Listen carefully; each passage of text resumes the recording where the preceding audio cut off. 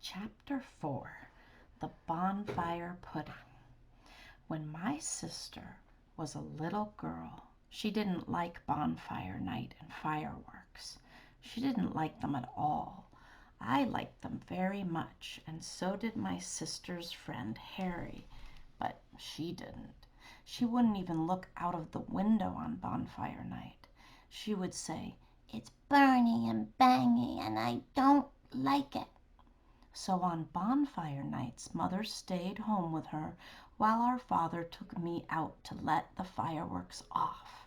It was a pity, because our mother did like fireworks.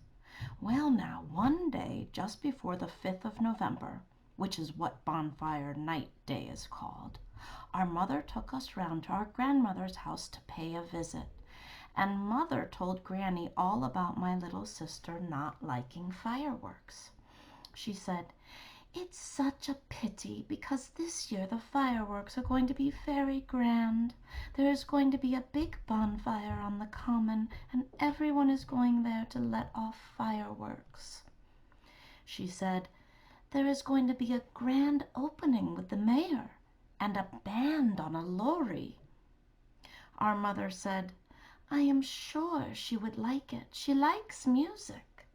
But my sister looked very cross. She said, "I do like music very much, but I don't like fireworks." Mother said, "But they are going to have baked potatoes and sausages and spicy cakes and all sorts of nice things to eat." My sister said, "I don't like bonfires." Mother said, "You see, she is a stubborn child. She won't try to like them." But our Granny wasn't a bit surprised. She said, "Well, I don't like bonfires or fireworks either. I never did. I was always glad to get my children out of the house on the 5th of November. It gave me a chance to do something much more interesting." My little sister was glad to know that our grandmother didn't like fireworks either, so she went right up to Granny's chair and held her hand. Granny said, "You don't like fireworks, and no more do I. Why don't you come and visit me on firework night? I think I can find something interesting for you to do." When Granny said this, she shut one of her eyes up and made a funny face at my sister. She said, "Why don't you come and have some fun with me? Then your mother can go to the common with your daddy and sister and have fun too." My sister made a funny face back at Granny and said, "Yes, I think I should like that." So on bonfire night, before it got too dark, Mother wrapped my little sister up in a warm coat and a big shawl and put her in a push chair and hurried round to grandmother's house. She left my sister as soon as Granny opened the door, because she was in a hurry to get back. "Come in," said Granny to my little sister. "You're just in time." She helped my sister take her things off, and then she said, "Now into the kitchen, Missy." It was lovely and warm in the kitchen in our Granny's house. My sister was very pleased to see the big fire and the black pussy asleep in front of it. "Look," said Granny, "it's all ready." Granny's big kitchen table looked just like a shop. There were so many things on it. There were jars and bottles and packets full of currants and sultanas and raisins and ginger and candied peel, and a big heap of suet on a board, and a big heap of brown sugar on a plate. There were apples and oranges and lemons, and even some big clean carrots.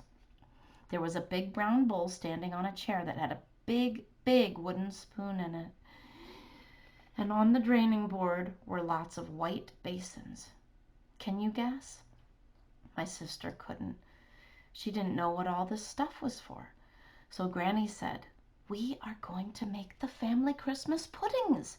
I always make one for every one of my children every year, and I always make them on bonfire night. It takes my mind off the bangs." My sister was very surprised to hear this and to know that all these lovely things to eat were going to be made into Christmas puddings. Granny said, You can help me, and it will take your mind off the bangs too." She said, "I've looked out a little apron. It will just fit you. It used to belong to one of your aunties when she was a little girl." And she tied a nice white apron around my sister's little middle. "Now," said Granny, "climb up to the sink and wash and scrub your hands. They must be clean for cookery." So my sister climbed up to the sink and washed her hands, and Granny dried them for her, and then she was ready to help. Granny found lots of things for her to do, and they laughed all the time. Granny was quick as quick, and every time my sister finished doing one thing, she found something else for her to do at once.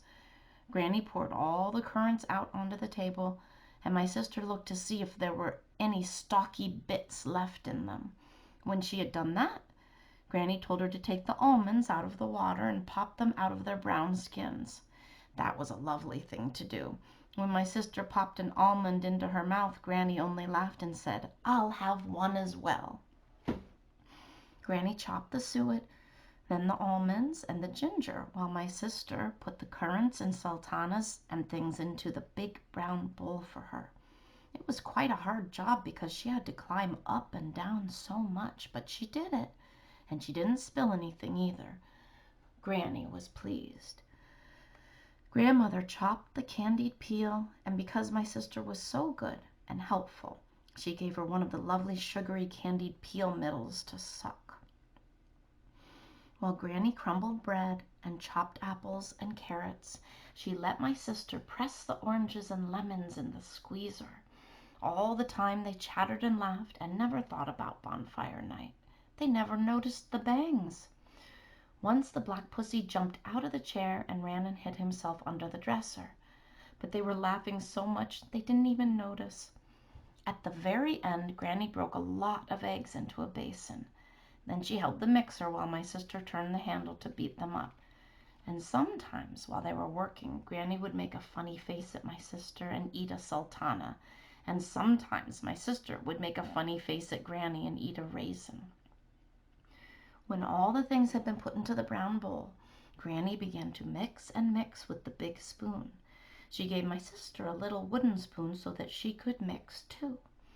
Then Granny said, "Now you must shut your eyes and stir and make a wish.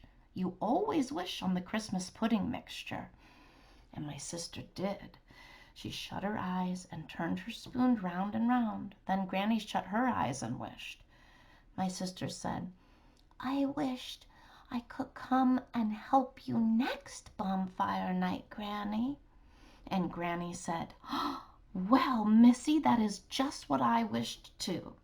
Then my sister sat quietly by the fire while our grandmother put the pudding mixture into all the basins and covered them with paper and tied them with cloth. My sister was very tired now, but she sat smiling and watching until Father came to fetch her. Our father said, "Goodness, Mother, do you still make the Christmas puddings on bonfire night? Why, you used to when I was a boy." Granny said, "This little girl and I think bonfire night is the best time of all for making Christmas puddings." She said, "You may as well take your pudding now. It must be boiled all day tomorrow and again on Christmas. It should be extra good this year, as I had such a fine helper." So Father brought it home that night, and on Christmas Day we had it for dinner. My sister was so proud when she saw it going into the water on Christmas morning, she almost forgot her new toys. And when we were sitting round the table and Father poured brandy on it and lit it so that the pudding was covered with little blue flames, my sister said, "Now it's a real bonfire pudding." If you click the bell, then you'll be notified when the next chapter comes out.